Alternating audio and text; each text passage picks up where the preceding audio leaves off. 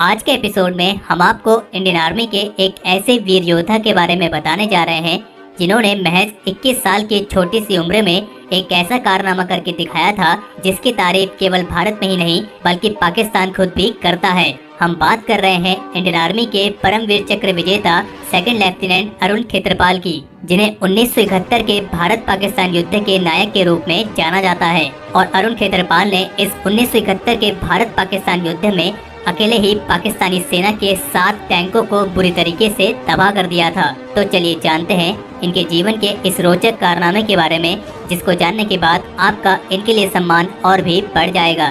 So without wasting any time, let's begin.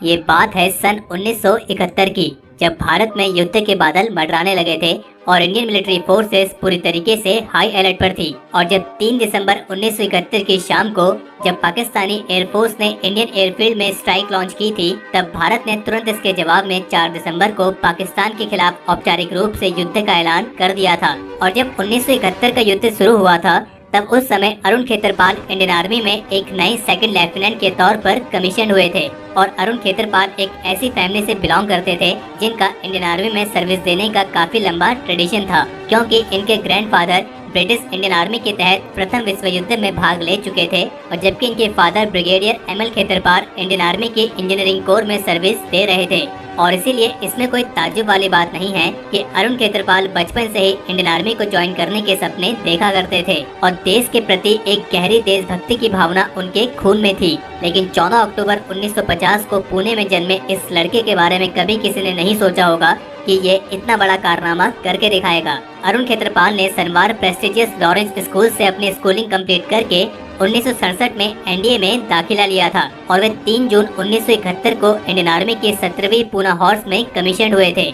और army में commission होने के 6 महीने बाद ही भारत और पाकिस्तान के बीच 1971 का युद्ध छिड़ गया था। और फिर उस समय अरुण खेत्रपाल के रेजिमेंट को ऑर्डर दिए गए कि वे सकरगढ़ सेक्टर के पास बसंतर नदी के पास एक ब्रिज हेड को स्थापित करें, क्योंकि बसंतर नदी एक ऐसी जगह थी जो पाकिस्तानी बेस के काफी करीब थी और ये रणनीतिक रूप से दोनों देशों के लिए बहुत ही ज्यादा महत्वपूर्ण थी, क्योंकि इसमें जम्मू से पंजाब तक के सभी रोड और रेलवे लिंक्स आते थे। और अगर पाकिस्तान इस लिंक को कट करने में कामयाब हो जाता तो फिर जम्मू कश्मीर, अमृतसर, पठानकोट और गुरदासपुर जैसी कई महत्वपूर्ण एरियाज खतरे में पड़ सकते थे। उस समय अरुण खेत्रपाल की रेजिमेंट 47वीं इन्फेंट्री ब्रिगेड की कमांड के तहत आती थी, जिसे ब्लैक एरो ब्रिगेड के नाम से भी जाना जाता था। लेकिन इस बसंतर नदी में कब्जा कर पाना काफी ज्यादा मुश्किल था, क्योंकि पाकिस्तान ने कश्मीर को पंजाब से काटने के लिए सकरपुर बल्ज में बसंतर नदी में अपनी शक्ति को इतना मजबूत कर लिया था कि ये लगभग एक अजय दुर्ग सा लग रहा था।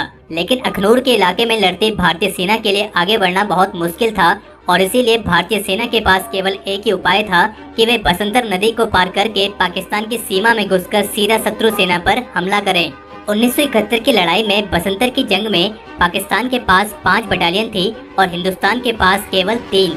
और भी कई कारण थे जिसकी वजह से पाकिस्तान का पलड़ा काफी ज्यादा भारी लग रहा था। लेकिन 3 टैंकों के साथ 17 पूना हॉर्स के सेकंड लेफ्टिनेंट अरुण खेत्रपाल को सामने से आ रहे 14 पाकिस्तानी पैडल टैंक्स की कतार को रोकने की जिम्मेदारी सौंपी गई और महज 21 साल का ये लड़का सामने से आ रहे स्क्वाड्रन से भिड़ गया। लेकिन अरुण खेत्रपाल के बाकी के 2 टैंक के कमांडर कर्नल मल्होत्रा और लेफ्टिनेंट अलवाहद बहुत बुरी तरीके से जख्मी हो गए थे।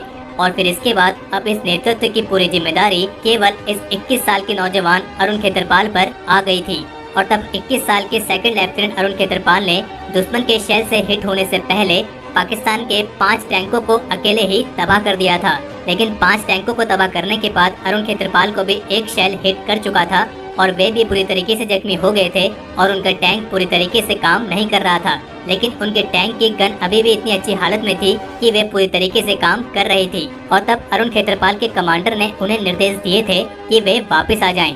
लेकिन अरुण खेत्रपाल ने वापस आने से मना कर दिया। लेकिन उन्होंने अपने ऑफिसर से कहा कि सर, मैं टैंक को नहीं छोड़ूंगा, क्योंकि मेरे टैंक की गन अभी भी फायर कर रही है और जब तक ये काम करती रहेगी मैं फायर करता रहूंगा।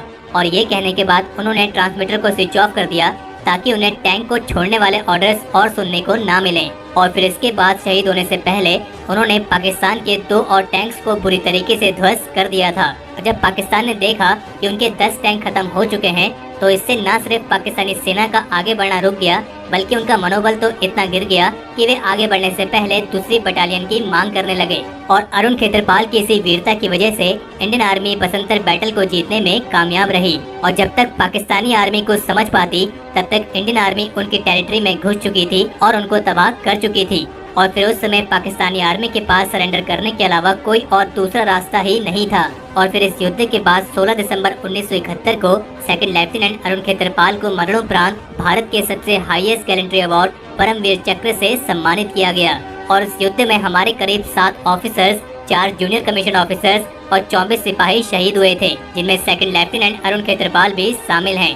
और आप अरुण खेत्रपाल की बहादुरी का अंदाजा इस बात से भी लगा सकते हैं कि खुद पाकिस्तान की डिफेंस वेबसाइट पर अरुण खेत्रपाल की बहादुरी की कहानी को जगह दी गई है।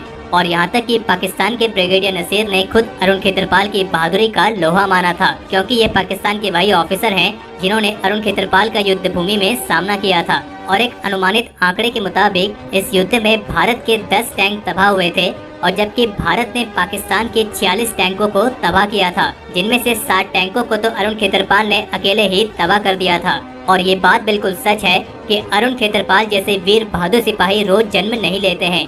और हम बहुत खुशकिस्मत हैं कि हम एक ऐसे देश के निवासी हैं जहां इतने वीर बहादुर योद्धाओं ने जन्म लिया है। और हम अरुण खेत्रपाल के इस बहादुरी को दिल से सलाम करते हैं और हम इनके सर्वोच्च बलिदान के लिए सदा इनके ऋणी रहेंगे।